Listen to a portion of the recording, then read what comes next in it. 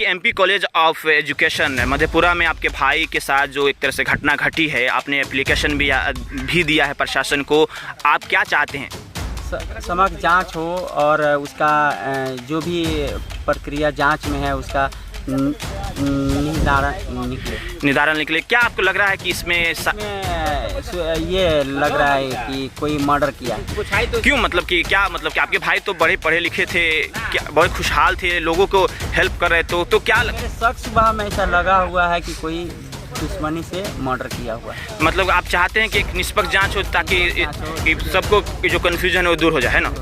आप क्या हैं भाई उनके नैनुला के? बड़े भाई। जामिया वर्ल्ड, इंसाफ की आवाज़।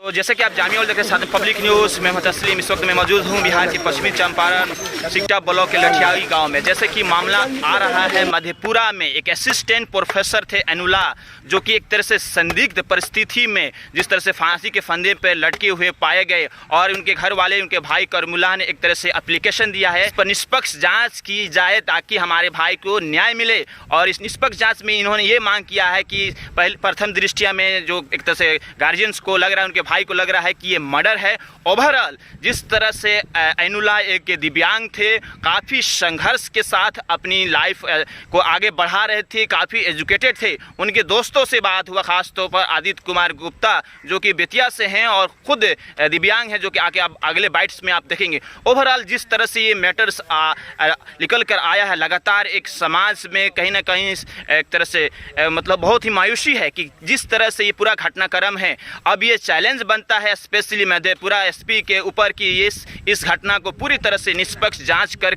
एक तरह से मंजर आम पर लाए, सामने लाए कि इसके पीछे क्या वाकई में ये एक तरह से मर्डर है या एक तरह से खुदकुशी है। क्योंकि जनता जानना चाहती है, एक तरह से आवाम जानना चाहती है कि इसके पीछे क्या है। ओवरऑल इस वक्त मैं कब्रिस्तान में हूँ और यहाँ पर मिट्टी दी गई है, और जिस तरह से ये घटना हुई है, कहीं ना कहीं समाज में एक तरह से कहीं ना कहीं लोग मायूस हैं। ओवरऑल ख़ास तौर पर उनके दोस्त जो एक तरह से हैंडीकैप हैं, विकलांग हैं, दिव्यांग हैं।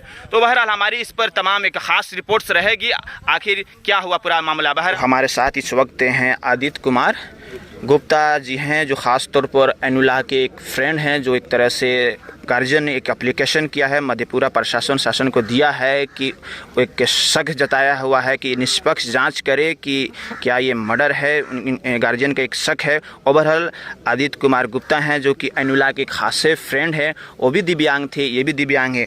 ओवरऑल हम इनसे बात करेंगे। जिस तरह से बातें आ रही है, जो फंदे में लटके हुए थे अनुला, ओवरऑल आप क्या कहना चाहेंगे? एज ए आप लोग दिव्यांग हैं, बहुत ही संघर्ष के साथ किसी मुकाम पर जाते हैं, किसी मुकाम को पाते हैं, जो पूरा ये घटनाक्रम हुआ है, तो आप एज ए फ्रेंड होने के नाते आप क्या चाहते हैं शासन प्रशासन से? एक तो बहुत संघर्ष करके अनुला जी, प्रोफेसर अनुला जी आगे बढ़े हैं। वो अपने यहाँ जो है Madanlal P Gupta handicap foundation के नींव रखने वाले हैं कि ताकि उस संस्था के माध्यम से दिव्यांग बच्चों का कल्याण हो सके, उनको एजुकेशन के प्रति आगे बढ़ाया जा सके। इसी उद्देश्य से जब वो पढ़ाई कर रहे थे, फिर उनके बड़े भाई जो है करीमुल्ला भैया, वो उनको सपोर्ट करते हुए उन्हें पढ़ाई करके ही तुम अपने जीवन में आगे बढ़ सकते हो, उनको बीएड में एडमिशन कराएं, फिर एमएड कराएं, फिर एमएड करके मधेपुरा के कॉलेज बीएड कॉलेज में असिस्टेंट प्रोफेसर के रूप में वो काम करने लगे, जो कि काफ़ी ही चुनौतीपूर्ण काम था कि अपने घर से दूर रह के काम करना।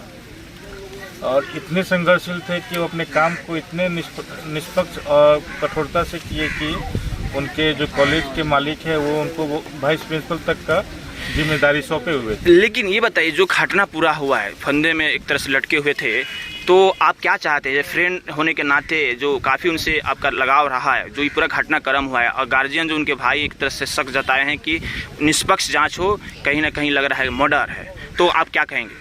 ये घटना यदि हम लोग सही से देखें तो संभव नहीं है। और सुशांत सिंह राजपूत जो बीच में घटना घटी हुई थी मुंबई में, उभरता हुआ हीरो के जैसा ही ये घटना ये हमारे प्रोफेसर अनुला जी के साथ दिखाई दे रहा है। हमारे अनुला जी ऐसे थे कि वो एक्सीडेंट होता मान लेते, लेकिन फांसी पे लटकना, वो भी रेलिंग से लटकना, ये थोड़ा अचंभित कर रहा है, कहीं ना कहीं शक पैदा कर रहा है पूरे परिस्थिति में कि आखिर वो ऐसा हुआ क्यों।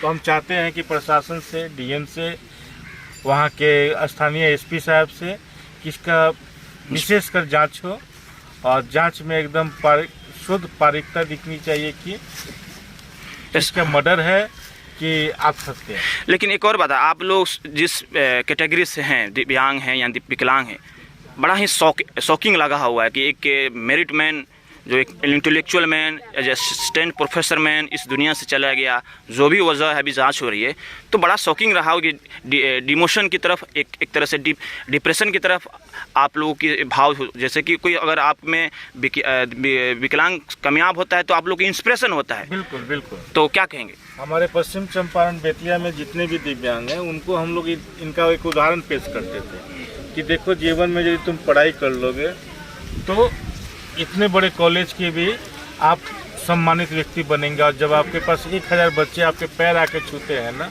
आपकी दिव्यांगता उसी दिन समाप्त हो जाती है। जी हाँ, तो मतलब कि आप चाहते पूरा दिव्यांग बरादरी के बिहाफ पर कि जांच निष्पक्ष हो। पूरे बिहार के दिव्यांग साथी चाह रहे हैं कि इसकी जांच जो है निष्पक्ष हो और स्पष्ट हो कि ये मर्डर है क्या आत्महत्या। आपका नाम? आदित्य कुमार गुप्ता, जिला अध्यक्ष पश्चिम चंपारण बेतिया दिव्यांग जन समूह के सह संस्थापक मदन लाल गुप्ता हैंडीकैप फाउंडेशन।